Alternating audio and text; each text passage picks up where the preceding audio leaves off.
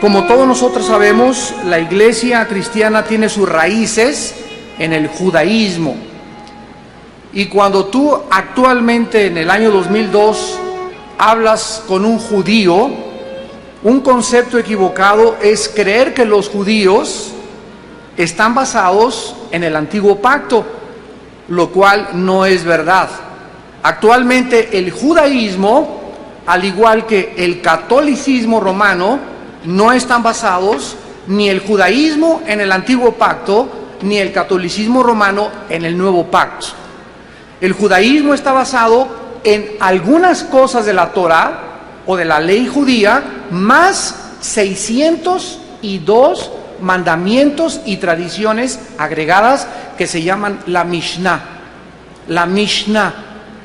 Y cuando tú crees que un católico está basado en el nuevo pacto, si yo fuera un musulmán y hablara con un católico y le preguntara, ¿es que ustedes están basados en el Nuevo Testamento? Es la mentira más grande. Nosotros sabemos que el catolicismo romano está basado en algunas cosas de la Biblia, porque tiene sus raíces en el nuevo pacto, igual que el judaísmo en el antiguo pacto, pero el catolicismo romano le ha agregado al evangelio de Jesucristo cientos y cientos de tradiciones, como las vamos a ir poco a poco analizando en esta tarde.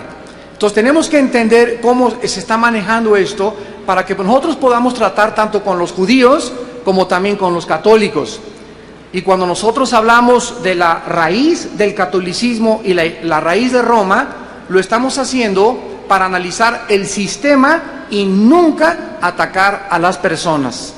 Porque amamos a los católicos, amamos a los musulmanes, debemos amar a los palestinos, pero debemos de comprender que el sistema que han ellos abrazado es totalmente herético, es satánico y tiene el propósito de arrastrarlos al infierno. En el libro de los Hechos, capítulo 2, versículo 42 al 47, vamos a comenzar con las primeras características que tenía la iglesia verdadera, primitiva, cristiana. Dice Hechos 2, 42 al 47, y perseveraban en la doctrina de los apóstoles. En la doctrina de los apóstoles, lo cual actualmente se ha abandonado. Y ahora se escucha continuamente esta frase: no hablemos de doctrina. Las doctrinas nos dividen. Y estas cosas no son importantes, cuando era la cuestión principal de la iglesia primitiva. ¿En qué perseveraban? En la doctrina de los apóstoles. Lo vamos a ir desarrollando poco a poco. En la comunión unos con otros, o sea, continuamente los cristianos primitivos tenían reuniones, comían juntos, cenaban juntos, buscaban la oportunidad de vivir y compartir las cosas espirituales. En el partimiento del pan y en las oraciones. Vemos pues cómo la iglesia primitiva tenía estas características: eran fervientes en la oración, participaban en las cuestiones doctrinales, sentían y pensaban una misma cosa, eran vidas llenas de gozo, llenas de amor, y además se caracterizaron porque eran defensores de la verdad. Eran guerreros de los pies a la cabeza. Aceptar a Cristo en los primeros siglos de la época cristiana era algo muy serio, porque el mundo dio a Cristo, también iba a odiar a sus seguidores. Jesús en Juan 15, 18 al 21 les dijo a sus seguidores: si el mundo me ha aborrecido a mí, quiero que sepan que a ustedes los va a aborrecer. Si el mundo me ha perseguido, a ustedes los va a perseguir.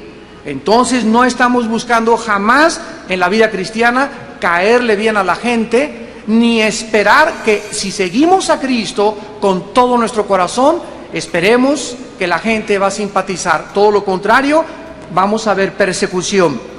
La persecución de los primeros cristianos arreció con tanta fuerza y era un impacto tan penetrante el que hicieron los primeros apóstoles y cristianos, que comenzaron primero a advertirles: no prediquen ese mensaje.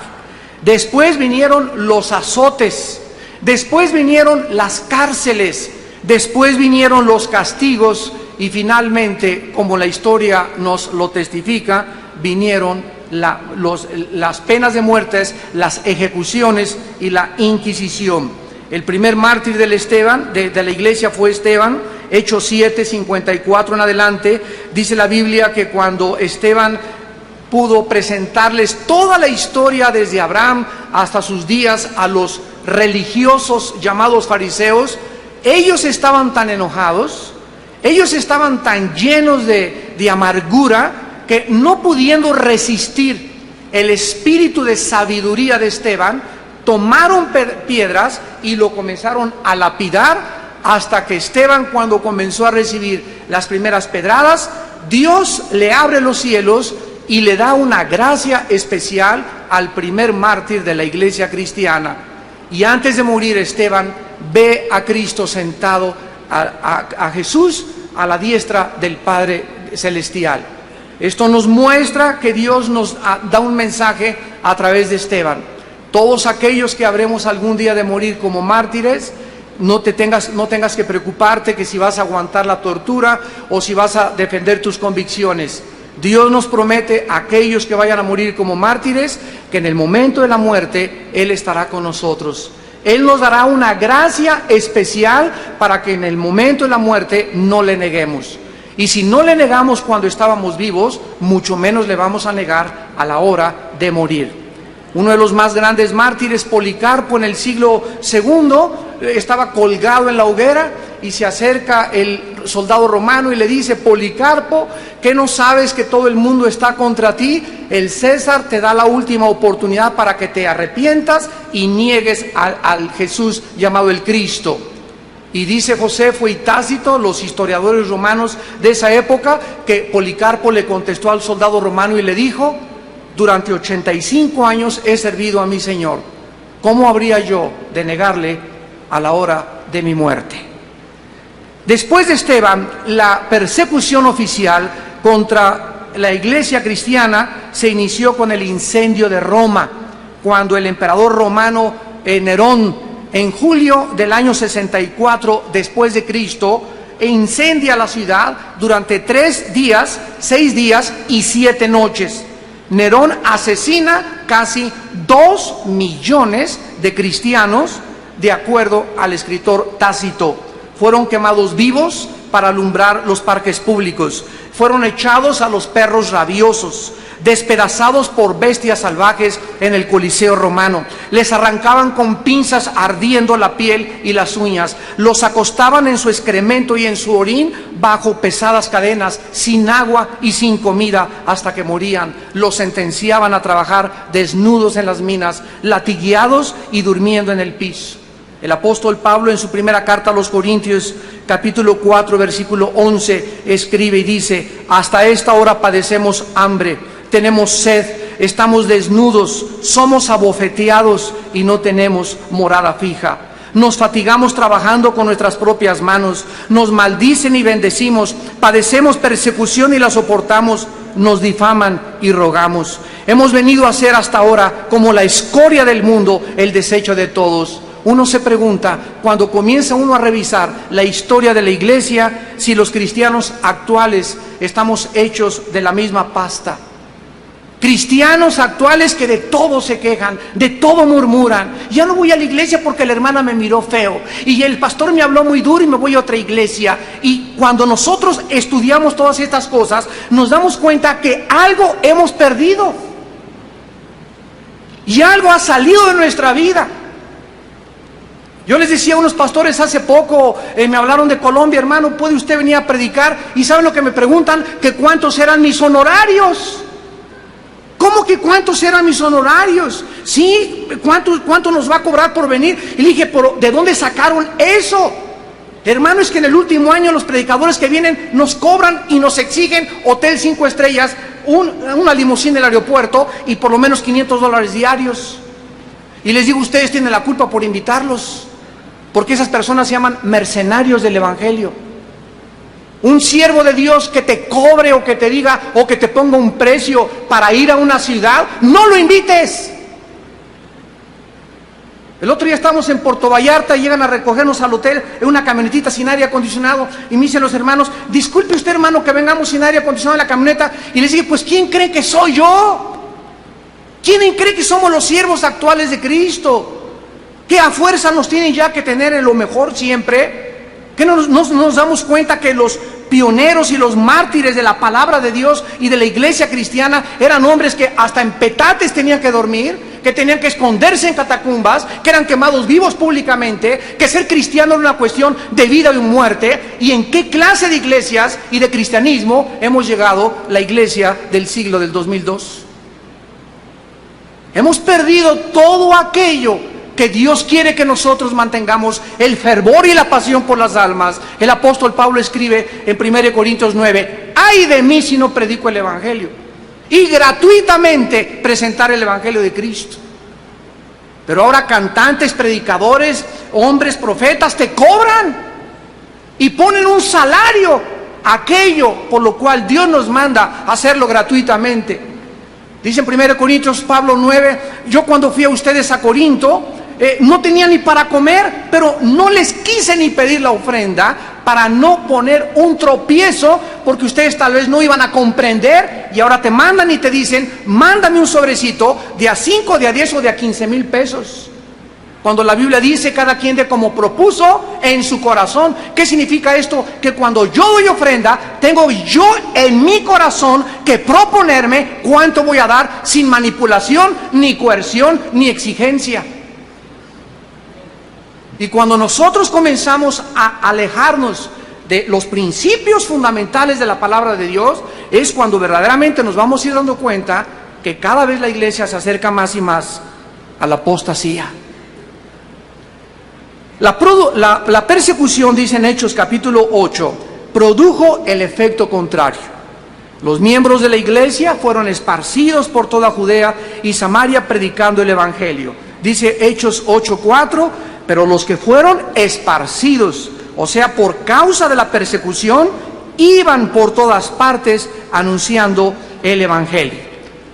Después del primer siglo, más o menos 50, 80 años después de la muerte del último apóstol llamado Juan, que murió, como sabemos, en la isla de Patmos, desterrado por el emperador romano Diocleciano, surgieron en el siglo II y el siglo III los que se conocieron como los padres de la iglesia. También se les llamaba obispos o se les llamaba padres.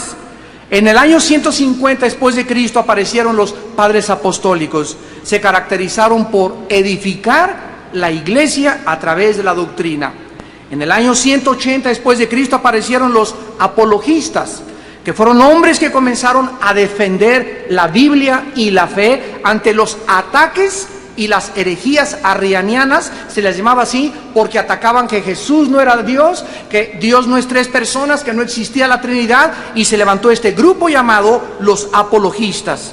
Después vinieron en el año 225 después de Cristo los polemistas o también los micenos, que defendieron también las herejías contra la iglesia. Y finalmente, en el año 300 al 450, que fue cuando apareció el primer papa, se levantaron los teólogos científicos que estudiaban la teología para aplicarla a las modalidades filosóficas y científicas del pensamiento de esos tiempos. Todo esto, las cuatro características de los apostólicos, los apologistas, los polemistas y los científicos, se ha desvanecido de la iglesia actual. Hace poco tuvimos una conferencia en México, en un canal de televisión, y uno de los problemas era que la persona que estaba ahí hablando nos tenía clasificado y nos decía, es que ustedes los cristianos todos son una bola de ignorantes. Ustedes no tienen respuestas ni a la fertilización in vitro, no podían contestar qué es la eutanasia, nadie podía contestar un pastor si es permitido la clonación. ¿Cuáles son las bases científicas y las bases morales para decir que la clonación es algo en contra de la palabra de Dios? ¿Qué pruebas me puede usted dar de que el aborto realmente no es, puede ser legítimo? ¿Está en contra del condón del cristianismo? Y todas estas preguntas, hermanos, nosotros necesitábamos contestarlas.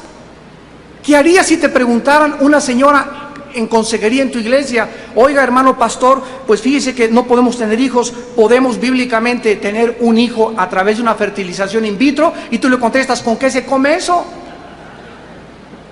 ¿Cuál es nuestra opinión ante un periodista acerca de la eutanasia? ¿Qué pensamos acerca de los musulmanes? ¿Qué tanto conoces acerca de los musulmanes? ¿Sabes quién fue Mahoma? ¿Sabes en qué se basan las sutras, que son los capítulos en los que se divide el libro del Corán? ¿Sabes realmente si es verdad o no es verdad lo que dijeron en el canal 13, que no es verdad que el Corán implique nunca contra la guerra? Eso lo dijo un comentarista de este canal, diciendo que él había traducido el Corán al español y que no había ningún versículo que dijera que eran bélicos los musulmanes. Cuando yo estaba oyendo esas artes barbaridades, me estaba dando cuenta que la gente que no opina y que no contradice estos ataques es porque no le ha interesado estudiar las filosofías y lo que está a la par relevante a la doctrina cristiana. Y vivimos en un mundo cibernético. Vivimos un mundo donde tenemos que presentar, ¿qué cosa? Defensa de la esperanza que hay en nosotros. ¿Qué le estoy diciendo, amados santos? Que necesitamos estudiar, necesitamos leer. Dice un podium que hubo hace poco en México: el 88% de los mexicanos leen un libro al año. México es de los últimos países en el mundo donde se lee, comparado con 42 a 55 libros que se lee un francés, un italiano o un inglés en Europa. Y aquí no estoy diciendo que debemos de conservar el intelecto, pero por favor, por lo menos lee libros cristianos, ya deja el Calimán. Hermano, ¿yo aquí cómo puedes saber? Pues leyendo. Una vez me preguntó un estudiante de teología: hermano, ¿cómo puedo saber esto? Que la ciencia, pues leyendo. Cultivando nuestro intelecto, cultivando nuestra memoria. Si tú no lees y no desarrollas el bendito hábito de la lectura, ¿dónde está en la Biblia? Pablo le dice a Timoteo: mientras voy, ocúpate en la lectura. Un cristiano, estás en el banco, puedes estar leyendo la Biblia, memorizando la palabra, en cualquier cola, en el supermercado, en tu coche, en cualquier momento que tú tengas libre, lee. Y mientras tú no tengas esa hambre por conocer, esa hambre por saber, te vas a quedar en la mediocridad, te vas a quedar estancado. Y Dios no nos llamó a eso.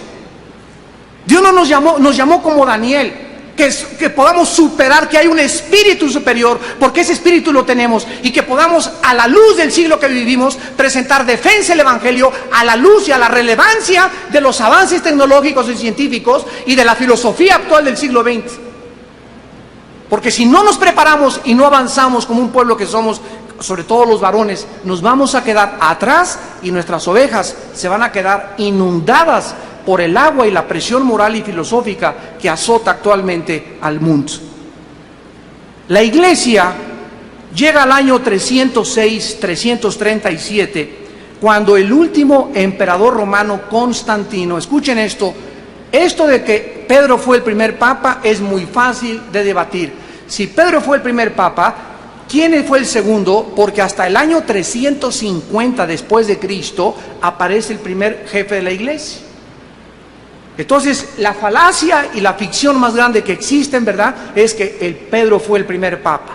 Constantino muere en el año 337 y él se llamaba Pontifex Maximus.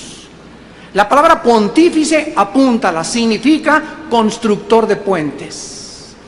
La palabra pontífice significa constructor de puentes.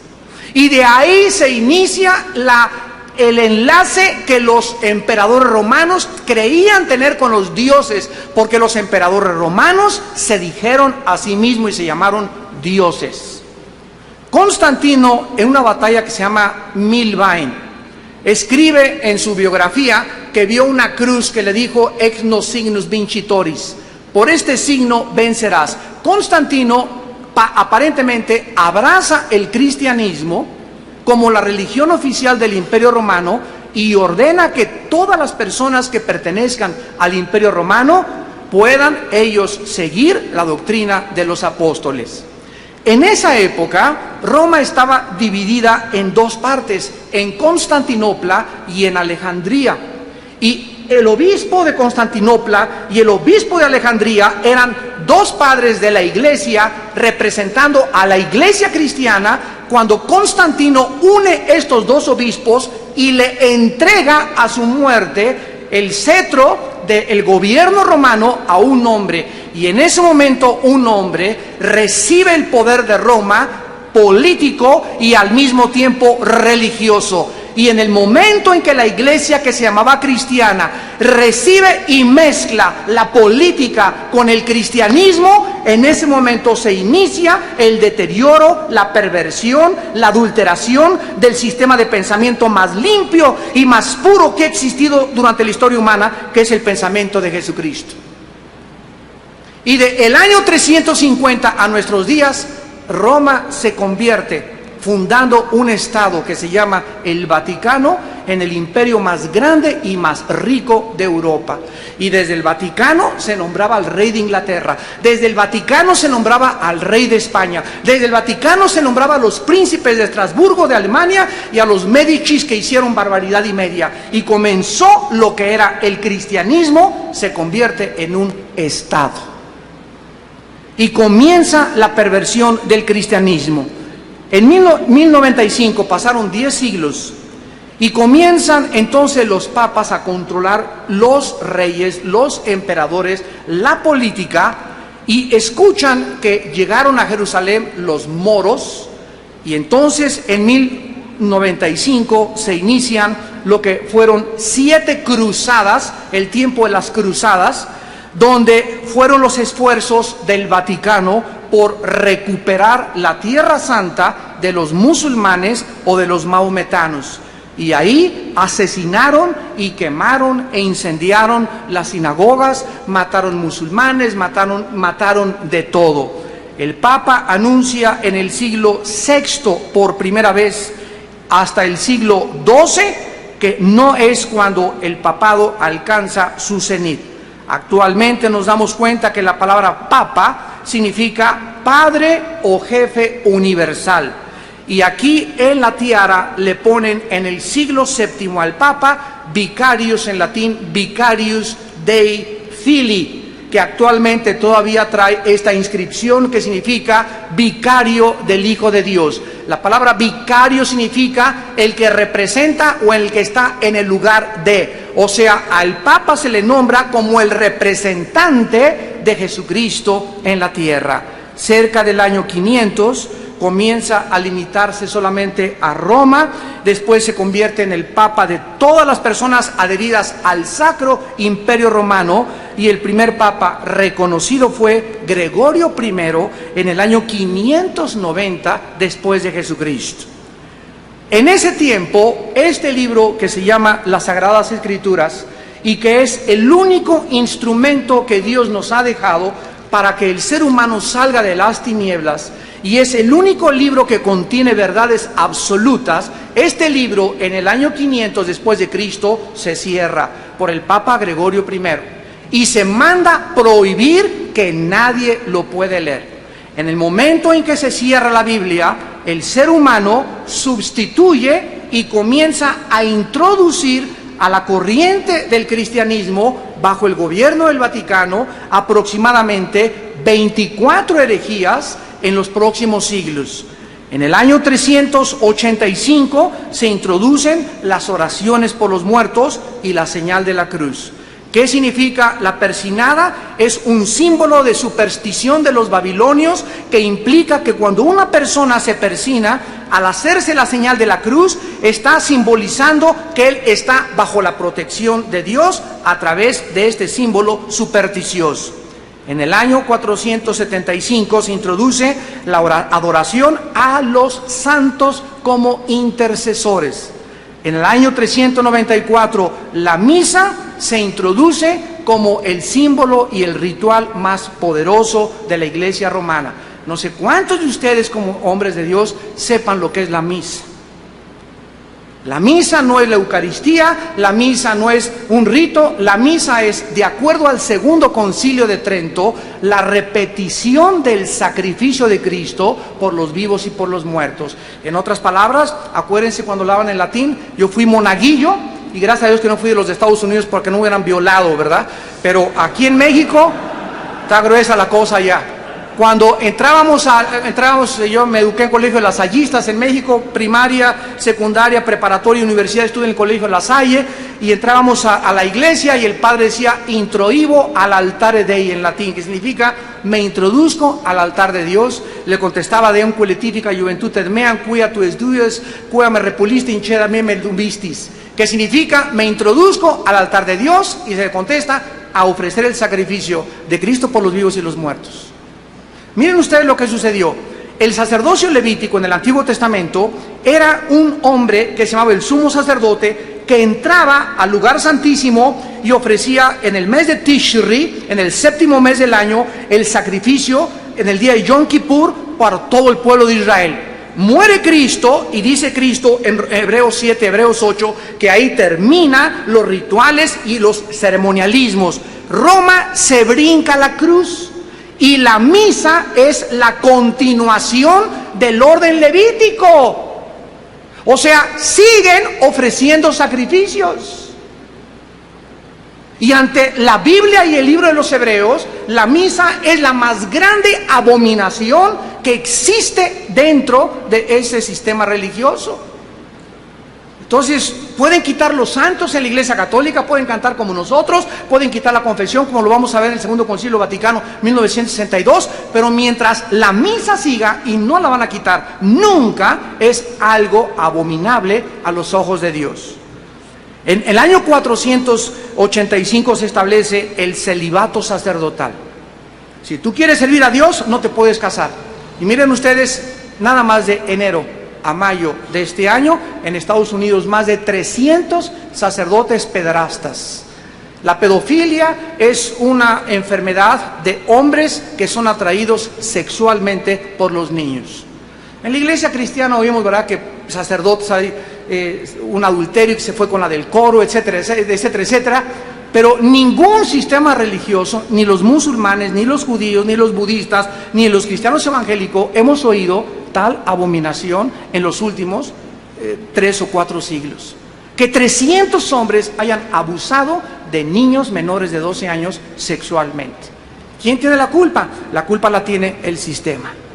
De hacerles creer lo que dice la Biblia en 1 Corintios 7. En 1 Corintios 7 dice la Biblia, yo les aconsejo, dice Pablo, que si pueden quedarse, quédense como yo. Pablo era viudo y ya no se volvió a casar por el llamado tan especial que Dios le dio.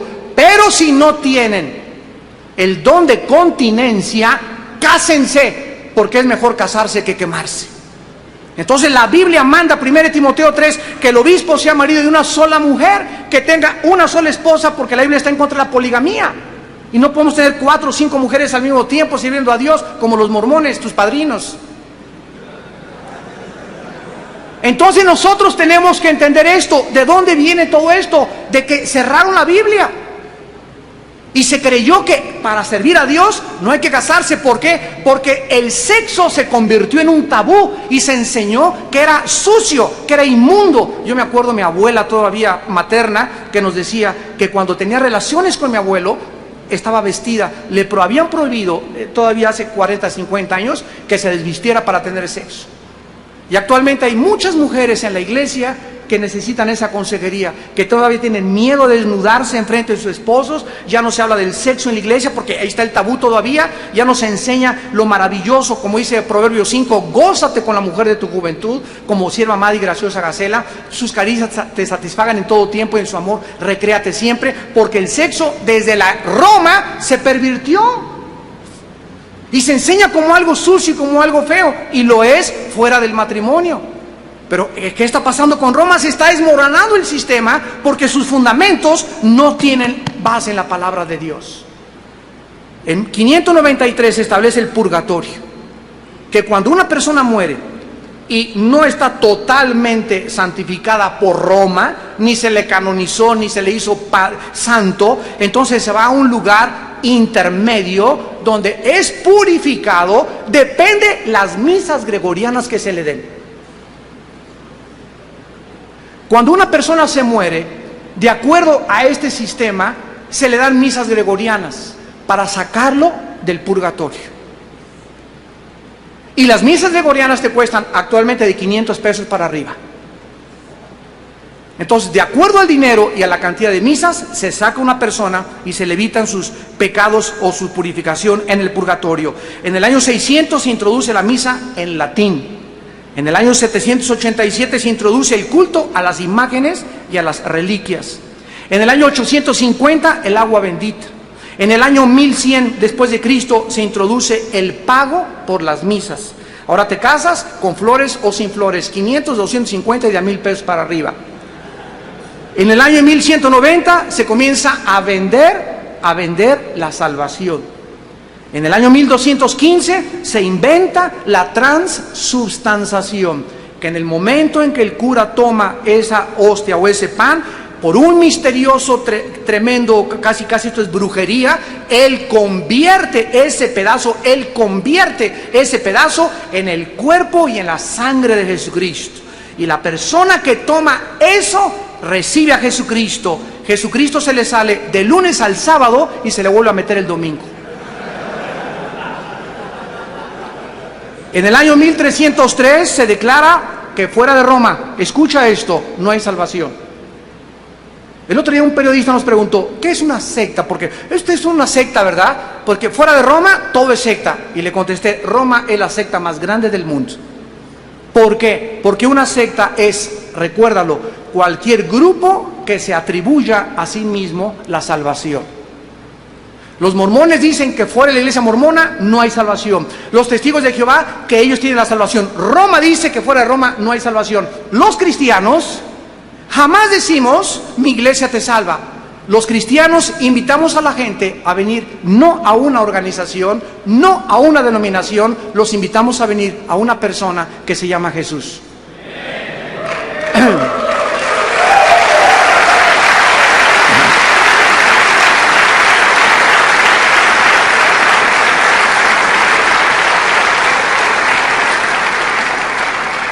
Si todas estas cosas tú no las comprendes, ¿cómo vas a defender tu fe? 1634 se promulga el proceso de la canonización, que significa investigar al muertito y preguntarle a la criada, a la sirvienta, al lechero, al panadero que le vendió pan, cómo se portaba. Y cuando se reúne una supuesta información donde no rompió ningún plato, entonces se le declara santo, se le canoniza y se le levanta como otro intercesor de la iglesia. Es interesantísimo lo que está pasando actualmente en México. Los historiadores y antropólogos de Cambridge, Inglaterra, 2 profesores de historia de la Universidad de Harvard en Estados Unidos y 3 historiadores mexicanos, los más renombrados, entre ellos Alfredo Kraus, doña Laura Guzmán, que ya murió, y el doctor Arnay Cifreix, un antropólogo famosísimo del siglo pasado, todos declararon que el ayate de María en la villa es una pintura del siglo XVI pintada por manos humanas. Y que no existe la mínima historicidad de Juan Diego. Que no existe nada absolutamente. Y que todo comenzó con un fraile llamado Fray Bartolomé de las Casas, en el año 1650 después de Jesucristo. ¿Y cómo es posible que no habiendo historicidad, habiendo pruebas científicas de que el ayate es hecho por manos humanas, se atrevan a venir a México y declarar a un hombre inexistente como un santo para que interesara por los demás? ¿Saben lo que contestaron los teólogos de la Iglesia Católica en México? Es cuestión de fe. Espérame tantito, compadre. Aquí no es cuestión de fe, porque la fe no es ciega. La fe bíblica tiene un objeto que es la persona de Jesús. Y la historicidad de Jesús, gracias a Dios que no es Juan Diego nuestra fe, la historicidad de Jesús es tan grande que a Jesús se le llama el más grande revolucionario de la historia, y su impacto en la historia fue tan grande que dividió la historia entre antes de Cristo y después de Cristo. Juan Diego ni siquiera en su casa lo conoce.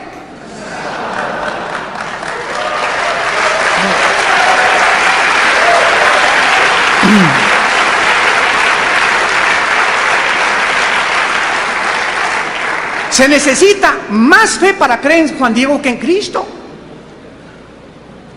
Es increíble que el ser humano, profesando ser racional, en la época que vivimos de la tecnología y personas educadas en universidades puedan verdaderamente tener la luz enfrente, y como en los tiempos de Jesús se repite el pecado.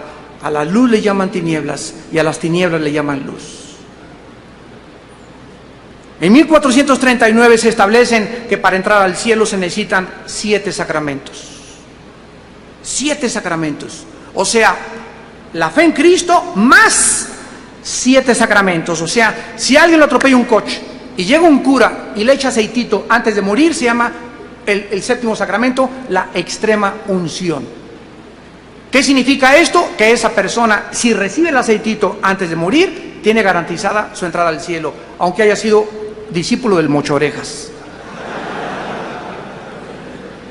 En 1854 se establece la doctrina de la Inmaculada Concepción, que la Virgen no tuvo jamás hijos. Mateo 13, Juan capítulo 2, Gálatas capítulo 1, nos hablan que Jesucristo tuvo, después de que María tuvo virginalmente a Jesús, hermanos y hermanas. Pero de acuerdo a ellos, ¿verdad?, no hay hermanos. Y cuando tú hablas con un católico te dice, eran primos o parientes cercanos. Espérame tantito. Cuando Jesús estaba enseñando en una clase de estudio bíblico, le tocaron y le dijeron, te habla tu madre y tus hermanos. Es que todos eran hermanos. Espérame tantito. La hermandad se estableció hasta el momento de la cruz del Calvario. Antes de la cruz no había tal hermandad. Cuando Jesús en la cruz le dijo a María, María, mujer, no le dijo madre, le dijo mujer, he ahí tu hijo, tenía Juan. Y Juan no era hijo legítimo de María. Y a Juan le dijo, he ahí tu madre. Ahí Jesús en la cruz estableció la familia espiritual. Mi madre y mis hermanos son los que hacen la voluntad de mi Padre. Entonces, cuando un católico comienza, un cura, un obispo, el que sea tu padrino, el que te haya bautizado, a discutir y arreglar estas cosas, tú tienes que tener argumentos. Llegó el momento que tenemos que defender la fe. Tenemos que presentar defensa con espíritu y mansedumbre de la esperanza que hay en nuestros corazones. 1 Pedro capítulo 3, Filipenses capítulo 1. Estoy puesto, dijo Pablo, para la defensa del Evangelio. Y muchas veces hasta nuestra vida tendrá que correr por el medio y tendrá que estar en medio de nuestra vida con el tal de presentar con valor y no tenerle miedo al ser humano. En 1950 se declara que María ascendió sin morir al cielo. Y en 1860 se declara la infalibilidad papal. Esto es, que el Papa al hablar no comete errores. Y que cuando Él habla es Dios el que está hablando. Síganme con cuidado. Esto fue en 1860. Llegamos al año 1961-62, cuando un Papa llamado Juan XXIII, por primera vez en la historia, abre este libro que se llama la Biblia. Y Juan XXIII la comienza a leer y comienza a saltar. ¡Ah, chirrión! ¡Ah, caray! ¿Cuánto apache? Y se comienza a espantar de todo lo que lee la Biblia, y entonces él manda a establecer lo que se conoce como el Segundo Concilio Vaticano. Y el Papa Juan XXIII, de 1962 a nuestros días, manda por decreto ex cátedra que se lea la Biblia para el pueblo, que se manden quitar los santos de las iglesias, por orden papal, que se permita confesarse. Actualmente un católico se puede confesar, tomar la comunión sin la confesión auricular. Entonces, el Papa Juan XXIII, todo lo que los papas anteriores dijo que era mentira. Y la pregunta, ¿quién de todos mintió? Porque se declaró en 1860 que el Papa es infalible. Nos damos cuenta que si seguimos una línea de lógica elemental, esto es absolutamente irracional, esto es insanidad mental. Cualquier persona que nos observara de cualquier otra religión diría, están locos de remate. Ni el Corán tiene tantas contradicciones como Roma. Finalmente, encontramos nosotros que ante esta serie de barbaridades, en Marcos 7, Jesucristo les dijo a los discípulos en el versículo 6, hipócritas, bien profetizó de ustedes Isaías, este pueblo de labios me honra, mas su corazón está lejos de mí. En vano me honran enseñando como doctrinas mandamientos de hombres. Bien invalidáis el mandamiento de Dios para guardar vuestra tradición. En el libro de los Gálatas, el apóstol Pablo, en el capítulo 1, versículo 6 al versículo 8, les advirtió a los cristianos y les dijo: estoy maravillado de que tan pronto se hayan alejado del que los llamó por la gracia de Cristo para seguir un evangelio diferente. No que haya otros, sino que hay algunos que os perturban y quieren pervertir el evangelio de Cristo. Mas si aún nosotros, escucha, o un ángel se te aparece del cielo y te dice en la noche, como escribió José Smith, el que fundó los mormones, que un ángel llamado Moroni se le apareció en la noche y le dijo: Josecito, ¿qué? Quiero decirte que puedes tener 10 esposas al mismo tiempo. Y entonces los mormones, que en aquel tiempo se estaba formando la Constitución americana, se levanta José Smith, y le dice a su esposa: ¿qué crees, mi amor? Que un ángel se me acaba de aparecer para decirme que tú no eres la única, que necesito aquí en la cama 9 igual que tú. Imagínate, llega a tu esposa con eso mañana. Digo, ¿qué lo que eras, verdad? A José Smith, el que fundó los mormones, lo lincharon en la cárcel en Estados Unidos porque la Constitución americana prohibía la poligamia. Si un ángel se te aparece y te anuncia otro evangelio, otro mensaje que no esté de acuerdo a lo que está en la palabra de Dios, no es un ángel de Dios, es un ángel caído. Y dice la Biblia, como antes les hemos dicho, y lo repito, si alguno les predica otro evangelio del que hemos recibido, sea maldito. Hay una maldición tremenda para las personas que pervierten la palabra de Dios. Roma comenzó a cerrar la Biblia y entonces levantó lo que se llama la Inquisición. La matanza y masacres contra todos los que leían la Biblia, que no se sujetaban a Roma y que no pedían permiso para leer la Biblia.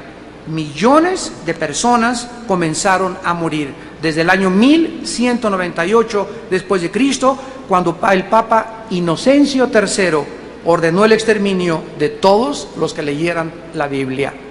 Se confiscaban por la Iglesia, por eso se hizo millonario el Vaticano, los bienes materiales de las víctimas, los cuales pasaban a ser propiedad del Vaticano.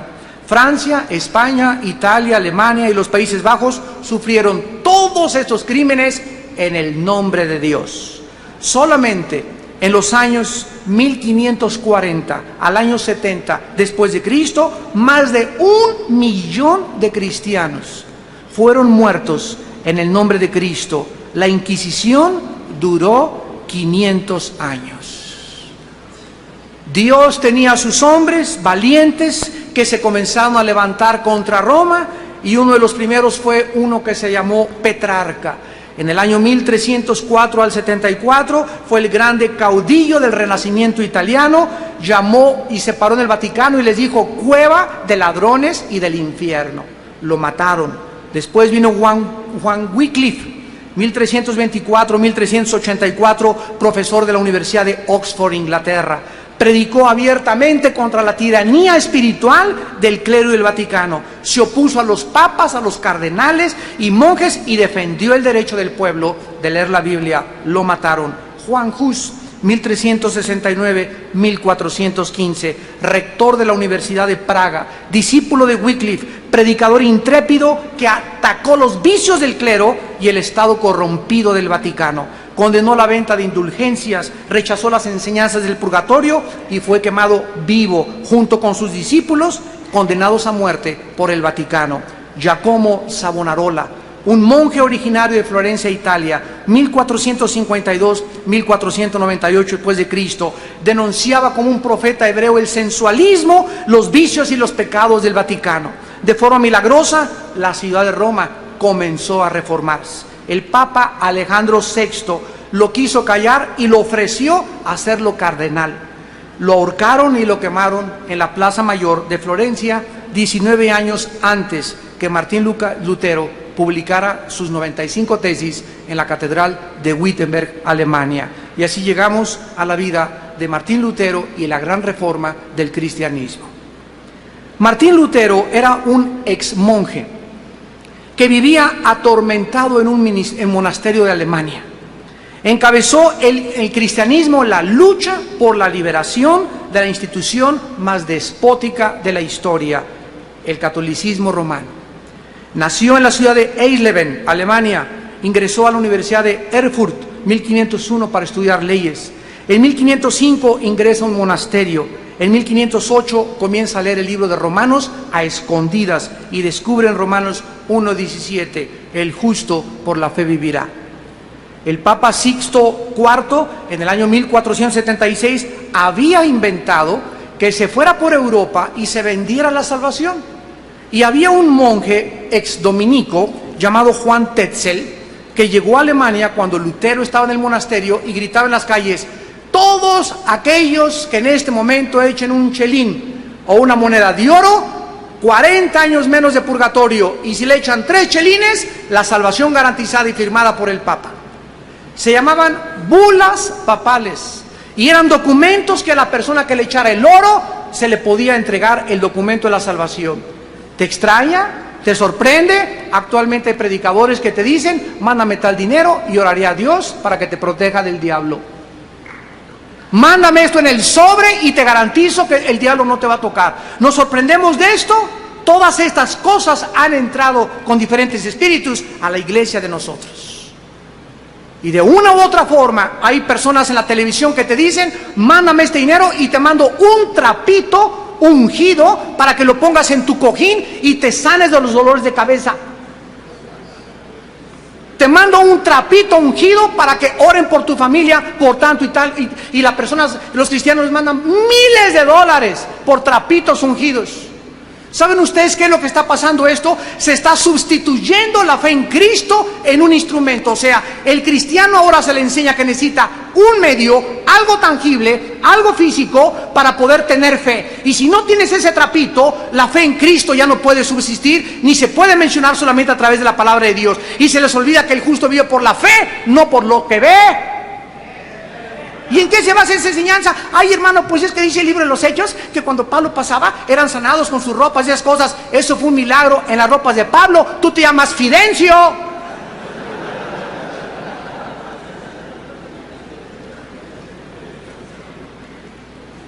Esto horrorizó a Lutero. Y el 31 de octubre de 1517 agarra a Lutero y se va a la principal catedral donde todo mundo el domingo llegaba y clava en la mera puerta lo que se llamó las 95 tesis. ¿Qué decían las 95 tesis? Lutero dice: esto dice la Biblia, esto dice el Papa. Y ahí se los dejo de tarea: ¿a quién le van ustedes a hacer caso? Esto incendió Europa. En 1520 el Papa León X excomulga a Lutero y le ordena que se retracte en un lapso de un mes, so pena de muerte. Lutero quema públicamente el documento del Papa el 10 de diciembre de 1520. En 1521 lo llama a Lutero el emperador Carlos V, emperador del Sacro Imperio Romano, Alemania, Austria y España, a que se presentara a la dieta de Worms. Y en la dieta de Worms estaba el Papa con todos los cardenales aquí y con todos los cardenales a la izquierda. Lutero, te ordenamos que te retractes. Lutero entra tranquilo, dominado por el Espíritu de Dios, con una Biblia en la mano, y la pone enfrente de todos y les dice Lutero: simplemente, señores caballeros, si ustedes me demuestran con este libro que yo estoy equivocado en lo que clavé en la catedral de Wittenberg, me retracto enfrente de ustedes. Pruébenme con la Biblia que estoy mal. Como nadie pudo oponerse a él, lo condenaron a muerte. Los príncipes de Estrasburgo lo protegieron, y en 1529 el Vaticano prohíbe, so pena de excomunión y pena de muerte, que el que leyera cualquier escrito de Lutero lo quemaban vivo. En 1559, más de 400,000 protestantes, que les llamaban los hugonotes, fueron quemados vivos. El Papa Paulo III ordena el exterminio de los cristianos, para lo cual funda un grupo que se llamó los jesuitas, encabezados por un militar llamado Ignacio de Loyola, para que los persiguiera por toda Francia y al que trajera la Biblia lo asesinaran y lo atravesaran con la espada. Catalina de Médicis, madre del rey, ordena matar la noche del día 24 de agosto de 1572 a más de 1 millón de cristianos, y para conmemorar la matanza el Vaticano ordena acuñar la moneda de la matanza de San Bartolomé. Después de Lutero se incendia Europa, se convierte en cantidad de gentes, muchos comienzan a leer la Biblia y nos damos cuenta que Europa tiene 6 siglos adelante de nosotros en el Evangelio. Todos los que eran perseguidos por el Vaticano llegaron a Rhode Island, a Estados Unidos de Norteamérica, en el año 1607. Se llamaban los puritanos anglicanos, y después llegaron al estado de Virginia los bautistas, colonizando Rhode Island bajo el liderazgo de Roger Williams. En 1681 llegaron los cuáqueros al estado de Pensilvania, y todos estos grupos que fundaron al país de nuestros primos del norte, fueron fundado el país por todos los que huyeron perseguidos por la Biblia, y todos los que fundaron Estados Unidos llegaron a Estados Unidos con la Biblia en la mano. Había una película que se llamaba, no sé si me acuerdo que se la hayan visto, Los Pioneros, donde todos, ¿verdad?, oraban a la hora de la comida, tenían la Biblia, y se establece el juicio, las leyes civiles, el gobierno civil en Estados Unidos, y hasta la fecha los jueces en Estados Unidos hacen jurar a las personas sobre la Biblia si es verdad o no es verdad. El presidente de Estados Unidos, para tomar posesión, tiene que jurar sobre la Biblia. Después de este movimiento vinieron las misiones mundiales, 1700, 1800, más o menos, siglo XVIII, siglo XIX, que fue el movimiento más grande de la historia del cristianismo, y nos provee historias llenas de heroísmo. Por primera vez Estados Unidos comienza a mandar misioneros al mundo, como el David Livingstone, Hudson Taylor, que funda las misiones en China, William Carey, que lleva el evangelio a la India, Morrison, Moffat, hombres que llevan y arriesgan su vida al mundo entero. Y comienza a llegar el siglo XIX y el inicio del siglo XX, cuando comienzan las organizaciones cristianas a mandar a casi todos los pastores a Alemania a estudiar teología, donde predominaba el racionalismo alemán y el racionalismo de Jacques Rousseau, un filósofo francés ateo. En 1930 se juntan las principales denominaciones cristianas en Estados Unidos y establecen las 8 bases que forman la doctrina fundamental de nosotros. Escucha esto: cualquier iglesia o cuerpo o organización que crea estas 8 cosas son nuestros hermanos en Cristo. Número 1, la inspiración de la Biblia como la única regla de fe y conducta para nuestra vida, inerrable e infalible. Número 2, el nacimiento virginal de Jesucristo. Número 3, la deidad de Jesucristo. Número 4, la Trinidad. Número 5, la resurrección corporal de Cristo. Número 6, la salvación por gracia, sin ninguna otra obra, ni sacrificio, ni rito, ni sacrificio, ni peregrinación, ni cualquier cosa. La salvación es por fe, nada más. Número 7, la redención. Solamente la sangre de Cristo paga los pecados. Y número 8, la necesidad intrínseca del ser humano de nacer de nuevo, que mientras el ser humano no sufra una regeneración por el Espíritu Santo, no puede entrar al reino de Dios. Estas 8 declaraciones ponen y tapizan lo que se llama ahora el fundamentalismo. Entonces tú puedes creer en lenguas o no puedes creer en lenguas, puedes creer que los cristianos tienen demonios o que no tienen demonios, puedes creer en la risa o no puedes creer en la risa. Todas esas son no esenciales, pero si cualquiera de estas no la crees, aunque creas los que te acabo de mencionar, nos vamos a ver en el cielo. Porque estas son los que forman el fundamento de la iglesia cristiana. Después llegamos a 1960 y después de que se introducen todas las herejías del racionalismo a Estados Unidos, fíjense ustedes, la Universidad de Harvard, la Universidad de Princeton, la Universidad de Yale, las fundaron pastores cristianos. Y cuando regresaron de Europa con el racionalismo alemán, metieron el modernismo a las universidades americanas y comenzaron los pastores a apostatar en Estados Unidos. A México nos llega la teología de la liberación, no la de demonios. La teología de la liberación es un sistema hereje que dice que el comunismo se puede mezclar con el cristianismo. Un curita llamado Camilo Torres en el Centroamérica estaba cansado de que la gente no se convirtiera y agarró la ametralladora y dijo: vamos a pelear por los pobres a través de un evangelio social.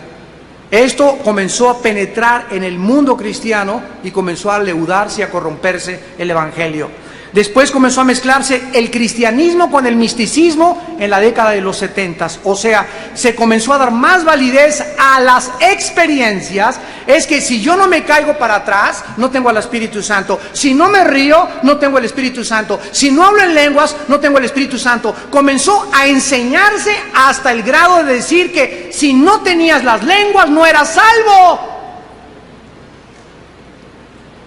Y comenzó a entrar todas estas corrientes y comenzó la gente a buscar qué cosa. Llegaban a la iglesia y todos hablando en lenguas. Entonces los cristianos nuevos que se acaban de convertir, ¿qué anhelaban? ¿Qué buscaban? Experiencias.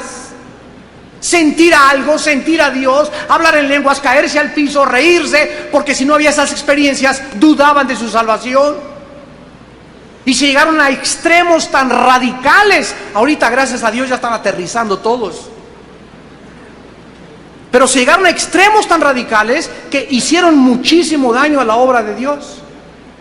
Y luego vino la teología del reino, que enseña que la iglesia establecerá el reino de Cristo en la tierra y vencerá a Satanás aquí en la tierra. Y se subieron al Popocatépetl a dispararle flechas a Satanás, y se fueron al mar y le echaron aceite al mar, y se fueron a Teposteco y comenzaron a clavar piedras, a hacerle, y que Satanás tiene su imperio en Éfeso, y fueron a Grecia y fueron a Roma, y comenzó una persecución contra el diablo. Y la Biblia nos dice: resiste al diablo, jamás nos dice persíguelo. Es una guerra entre los ángeles de Dios y los ángeles caídos de Satanás. Nosotros solamente, dice Santiago 4, resístelo y huirá. Resístelo, ¿qué significa? Me pongo bajo la sombra del Altísimo, vivo en santidad y no tengo por qué preocuparme del chamuco. ¿Por qué? Porque el ángel de Jehová campa alrededor de los que le temen y los protege. Pero se inició la guerra contra el diablo, imagínense nada más. ¿Sobre qué raíces teológicas tenía ese movimiento? De que el reino de Dios tiene que ser establecido, persiguiendo y vamos a corretear al diablo. Y el diablo risa y risa ahí arriba. Yo digo, los hermanos llegaron a mi casa: Armando, estamos haciendo una peregrinación a ir a Catemaco, Veracruz. Ahí está el centro del espiritismo y vamos al chamuco fuera y a tomarlo para el Señor. Le dije: mira, hermanos, si alguien va a poner una iglesia en Catemaco y quiere hacerle guerra al diablo, no hay ningún problema. Llegas, Padre, establecemos este lugar, oramos y punto, ¿verdad? Pero ustedes quieren ir a hacerle guerra al diablo y decir: vamos a sacar el principado de Catemaco y nos vamos a regresar a nuestra casa. ¿Cuántas horas y cuántos días el principado va a dejar Catemaco? ¿1, 2 días, 3 días? ¿Qué creen que ya se va a ir y no va a regresar jamás? Entonces comenzamos, ¿qué cosa? A desviarnos de la predicación del evangelio y a perder el tiempo en una guerra en la que no tenemos parte.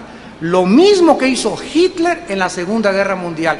Hitler no tenía guerra contra los judíos, ni siquiera era un estado Israel, y de repente deja Inglaterra, deja Estados Unidos, deja Rusia y se vuelve contra los judíos y pierde el tiempo en la solución total y final contra los judíos, cuando ni vela tenían en el entierro, porque odiaba a los judíos, y eso lo hizo perder la guerra y perder su dictadura. Y lo mismo que hace el diablo con sus mismos siervos, lo hace también en la iglesia. Y tenemos que tener discernimiento para no dejarnos llevar por cualquier viento de doctrina. Necesitamos estar establecidos, hermanos, en la palabra de Dios. Necesitamos meditar día y noche en este libro de la ley. Necesitamos leerla a tiempo y predicar a destiempo y exhortar, porque vendrá tiempo cuando no querrán oír la doctrina. La gente ahora tiene comezón de oír, y tiene comezón de oír cosas que no están en la palabra de Dios. ¿Y por qué? Porque esta es la razón por la cual el diablo nos quiere sacar de nuestro objetivo principal.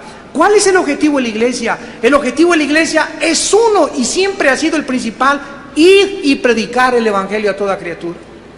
Si tu iglesia no tiene evangelismo, si tú no eres un ganador de almas, aunque te rías, te caigas para atrás, te eches machincuepas y te hagas piruetas allá abajo en el suelo, mientras tú no seas un ganador de almas, se te olvida que el Espíritu Santo nos fue dado y el poder de Dios para ser testigos. No para experiencias místicas, para ser testigos. Si Dios te quiere tumbar al suelo, si Dios te quiere hacer que te rías, eso es un problema de Dios, Él es soberano. Pero no busques eso. Busca a la palabra, busca tu relación con Dios, busca tu comunión con Dios y deja que Dios pueda trabajar en tu vida de una forma libre y soberana. Y cuando nosotros acabamos en este siglo en el que estamos comenzando a predicar el evangelio al mundo entero, nos damos cuenta que la segunda misión de la iglesia es el discipulado. ¿Cuántos estudios de la Biblia tomas a la semana? ¿Cuántos estudios tú como pastor o como hombre de Dios a tu familia, a tus hijos, les enseñan la Biblia todos los días? Si tú no eres una persona que gana las almas y discipulas a alguien, no has entendido la comisión cristiana: ir a predicar el evangelio y a ser discípulos. Y mientras Él viene, hermanos, que Dios los guarde en paz, que les dé entendimiento, que oremos por todos aquellos que han sido atrapados como las moscas en la telaraña en el sistema romano católico, que es el sistema más anticristiano de toda la historia del cristianismo. La gente está y sigue ciega, pero tenemos que amarlos a ellos, pero estar en contra del sistema. Ora por tus familiares que pertenecen a ese sistema. Dicen Judas, algunos que dudan, arrebátalos del fuego. Tenemos ya, el tiempo se nos acaba, que ya no andamos con medianías, que, ay, pues no lo quiero ofender. Jesús vino a ofender con la predicación de la verdad. Y ya no podemos en los tiempos que vivimos andarnos a medias tintas. O somos verdaderamente siervos de Dios y estamos dispuestos a morir por nuestras convicciones, o jamás podremos ser llamados verdaderamente hijos de Dios, porque no podemos ser más grandes que nuestro Maestro. Te damos gracias por tu palabra, Señor, en esta mañana. Te damos gracias porque tenemos la palabra profética más segura, a la cual haríamos bien en estar atentos, como una antorcha que alumbra en lugar oscuro, hasta que el día amanezca y la luz aparezca en el mundo entero. Te damos gracias por habernos llamado a caminar en la senda de la justicia, de la verdad, de la paz, de la santidad, porque sin santidad no se puede ser feliz. Sin practicar la verdad no se puede heredar las bendiciones. Es cuando vivimos y practicamos lo que conocemos, cuando tú abres las puertas de los cielos y derramas bendiciones. Tú no eres un Dios como el genio de la lámpara de Aladino, que solamente vienes a satisfacer nuestros caprichos o placeres temporales. Eres un Dios que nos llamas a negarnos a nosotros mismos, a cargar una cruz y a seguir a tu Hijo Jesucristo. Y entonces tú bendecirás a ese pueblo que te ama con todo su corazón, con todas sus fuerzas y con toda su alma. Muchos de ustedes en esta tarde no tienen a Cristo, o tal vez has profesado seguir a Cristo de una forma mentirosa, de una forma falsa. Tu vida no ha sido cambiada, tu matrimonio no ha sido cambiado, tus hijos no han sido cambiados. Tu trabajo, tu visión, tu perspectiva de la vida no ha sido transformada por el poder de Dios. Dios te llama a la cruz, porque no puede haber corona sin antes la cruz. Cristo tuvo que sufrir el oprobio y la vergüenza por el gozo puesto delante. Consideremos pues a aquel que sufrió tal contradicción de pecadores para que nuestra alma no desmaye. Él es el que recobrará nuestras fuerzas, nos levantará como las águilas, porque en Él somos, nos movemos y vivimos y existimos. Él es la razón de que amanecimos hoy. Él es la razón de nuestra salud. Él es la razón de todo lo que somos. Amarás a Dios con todas tus fuerzas y con todo tu corazón, para que tú puedas ser prosperado en todo lo que tú puedas emprender. Si quieres invitar a Cristo de una forma sincera esta mañana a tu vida, dile estas palabras. Señor, perdona mi vida, que hasta este momento no ha sido transformada por tu poder. Te pido que entres a mí, Espíritu Santo, y me selles hasta el día de la resurrección como hijo e hija de Dios. Porque creo que en esa cruz tu Hijo Jesucristo pagó con su sangre por mis pecados, que a los 3 días venció la muerte, y la promesa de yo volver a vivir, Él me la ha dado para seguir en la corta vida que me queda. Gracias, Padre, por esta bendición de darme el perdón de mis pecados y la vida eterna. En el nombre de Jesús. Amén. Gracias a Dios por su palabra. Los cielos y la tierra pasarán, pero su palabra permanecerá. Gracias a Dios. Todos ustedes en esta mañana que han hecho esta decisión por Cristo, nos gustaría conocerlos, bendecirles, ¿verdad? Y si tú hiciste esta decisión, ahí de tu lugar, ponte de pie. Párense los que hicieron esta decisión esta mañana, invitando a Cristo por primera vez a su corazón. Mucha gente, gracias a Dios. Dios los bendiga. Dios los bendiga. Gracias. Dios te bendiga. Gracias a Dios. Gracias a Dios.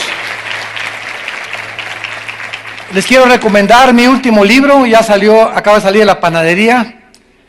Fresquecito, hace 3 días salió ya de la librería. Se llama Siria, Irak y el Anticristo. Es un libro que trata de las profecías que hace 2600 años se adelantaron a lo que está pasando ahorita en Irak, en Siria y en el Medio Oriente.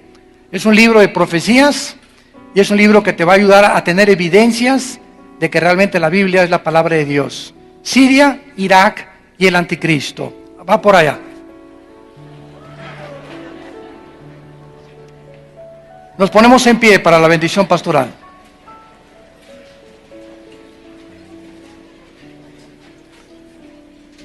Que Dios bendiga tu vida y tu familia. Que Dios bendiga a tus padres. Que Dios bendiga a tus hijos. Que Dios bendiga el fruto que existe ahora en tu vientre. Porque es una semilla que Dios ha plantado para esta futura generación de guerreros y guerreras que enarbolarán la bandera que nosotros les heredaremos. Que Dios bendiga a tus animales domésticos. Que Dios te guarde cuando tú salgas y cuando tú llegues a tu casa en paz y con salud. Que Dios te llene de todo su conocimiento, con toda sabiduría espiritual, para que siempre andes como es digno de Él, llevando fruto en toda obra, creciendo en su gracia y conocimiento, fortalecido interiormente con el poder de su Espíritu. Les bendecimos y su paz guarde tus corazones y tus pensamientos en Cristo Jesús. Amén.